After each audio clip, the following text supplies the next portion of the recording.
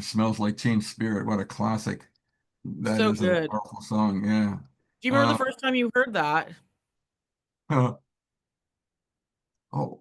I don't know. I'm I interviewing you. Would you keep this in mind, please? No, but I remember the first time I heard it, I was working at a cafe.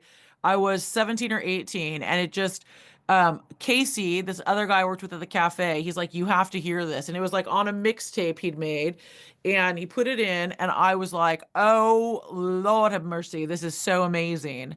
And it was people talk about this with Nirvana, and it really was this way. It was our band. Like that was us. Like it was the first, this is a time period where you have Motley Crue and all these people that are so over the top. And here's someone that looks like me, sounds like me.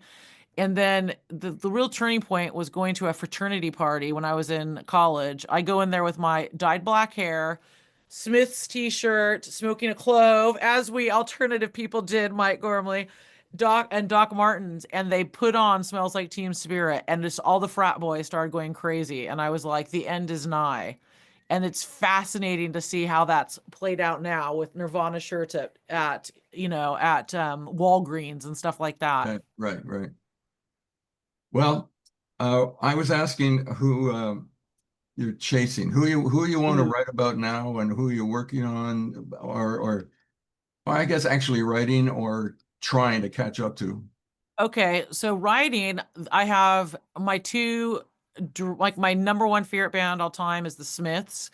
And Right. I'm writing, Mike Joyce is the drummer from the Smiths, and he and I are working on his memoir, which again is just, it's so nuts, Mike, because I'll be talking to him and I'll be like I go up to Manchester and I stay with him and his wife sometimes, and I'm just Uh-huh. talking to him, and then I'm sure this has happened to you in the middle of just like a conversation about whatever, like both of us are really into gardening, and he'll be just like, yeah, you should use a mix of manure with these minerals, and I'll be like, oh my God, this is like I'll just freak out. Like this is like a god. I'm staying in his house. He's seen me with unbrushed hair in my pajamas and no bra, like in the morning, eating toast with him and his wife in the morning.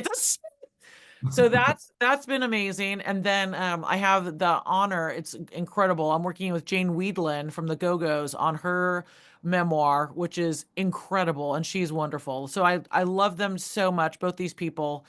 Um, who I want to work with, my dream would be Missy Elliott. I worship Missy Elliott. Love, love, love, love. And Miley Cyrus. Those are my two that I'm like, those are my chupacabres. But I'm interested in anybody that has a great story to tell. I'm interested in. I'm definitely I'm looking for a new book right now. Hear that, everybody? Come up with ideas. Let us, Yes. we'll pass them Let on. Mike know. Let Mike know. I need some inspiration. Okay. But the books you're already working on, they're down the road a piece. You still doing research or what? The Jane one we are editing, and Mike we are actively writing it right now. Oh, good. That's that's So that's an interesting story because of course it involves the Go-Go's, but she is so much more than the Go-Go's. she's so much more than the Go-Go's, and she's just such a unique. I mean, I know, but that's overused, the word unique, but she's a true artist in terms of wanting to help other people and seeing the power in music. But Mhm. she is an animal activist. She's an LGBTQ plus activist, a fantastic actress, amazing songwriter, and really hilarious, and a really good friend. She's such a good. She's probably one of my favorite celebrities that I've met. It's interesting with that band because she wrote several of their hits or a couple of their hits, and Mhm. I'm wondering I don't know the inner story. I met them once when they were brand new, but I'm wondering if with the success, she as a writer would have made a lot more money than anybody else in the band. Oh, that's in the book. Yeah, oh yeah, because that happens That's in a there. lot of bands. Well, we're talking about a couple of them today already, but I always wondered they seem to stay together and have fun. I don't know, but that didn't get in the way. Are you running into that at all? It's interesting because I was wrapping up working on the Bangles when I started working with Jane.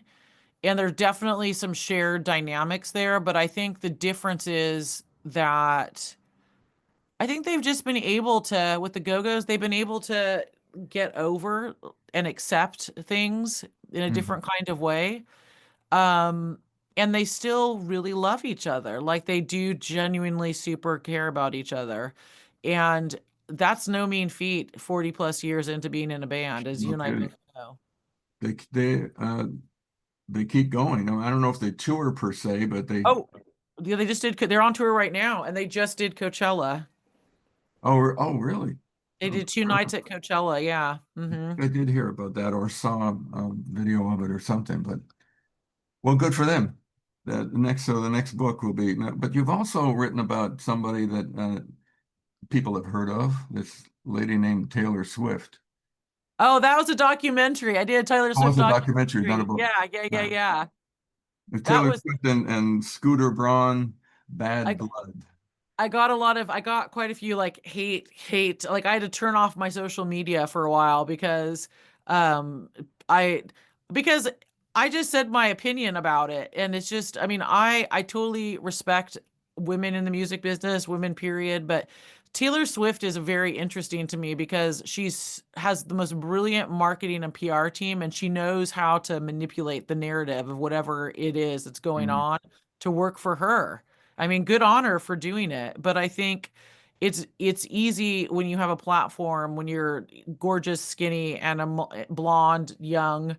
I'm working with a lot of artists that are in their 50s and 60s, and it's a different kind of situation then. So I feel like there's a lot of things with her that are overlooked about why she does certain things. But yeah, Oh, that was a really I was going to say you work when you work with those in the 50s and 60s, they've been beat up a bit by the time they got to that age. But Taylor Swift's been beat up quite a bit at a very young age, She especially. has, and like I met her when she was a teenager, and I mean that's the other thing is to stick it out and be as focused and still I think be so business savvy. It's I think she learned though a lot from Britney, Christina, all those the generation before her, and she very much saw what not to do in a lot of ways. And she learned it well, didn't she? 100%.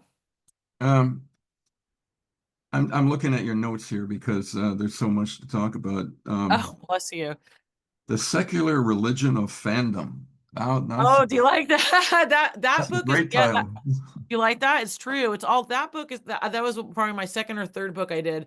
That book is all about how music fandom has replaced traditional religion in a lot of ways in terms of the importance that the figures like it's called a parasocial relationship. And if you think and that's not a new idea, someone worshiping a celebrity. But what's happened is the new kind of way that people deal with it is they're going online. So let's say that you think Taylor Swift is the answer to everything. You have a very easy portal through the internet to connect with other people that think the same thing. Mhm. Versus when you and I were coming up, you might be the only one in town that liked Taylor Swift. You know what I mean? Now it's like even you have an instant access to other people that are just as devout as you. And we see this uptick in fandom and celebrity with a huge downturn in traditional religion and lots of churches being closed as well. So those two things, it's not a mystery. Those two things go together. John Lennon got into a lot of trouble many years ago for saying something to the effect of the Beatles are more popular than Christ. Yeah. And they were, but Yeah. people jump to conclusions and they still, um, but he was saying basically the same thing as this is what religion is now, like it or not. And a lot of these people can be religious, but this is where they're No, torn.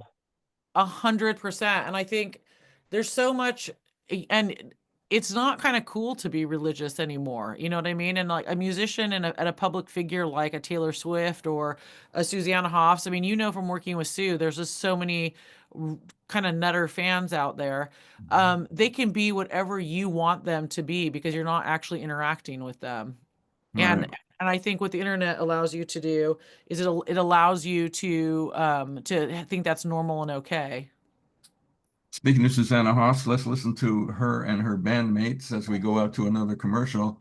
And this was their, I guess, their second biggest hit now after Ooh, Returns. The is it, Bangles. I guess Walk Like an Egyptian would be their second I biggest. still love this song. Oh, sure, of course. Well, we'll listen to it and then we'll go to commercial.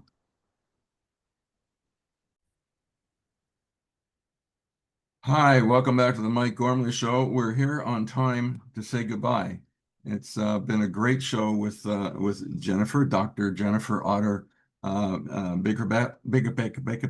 I did it wrong. I mean, Mom. My Bickerdike. married name. Bickerdike. I took it on by choice. Can you believe it? That's nice. Well, sorry I screwed that up, but it was inevitable at some point. But You're fine. all right. Well, thank you, Jen. Anyway, so great to have you here, and come on back one day. We got other stories to hear, I bet. Oh, we only scratched the surface. There's like a bajillion more things. Well, I want to ask you. We need to have the Mike Gormley show, the Jenn Otter series, so I can ask you the questions. Okay.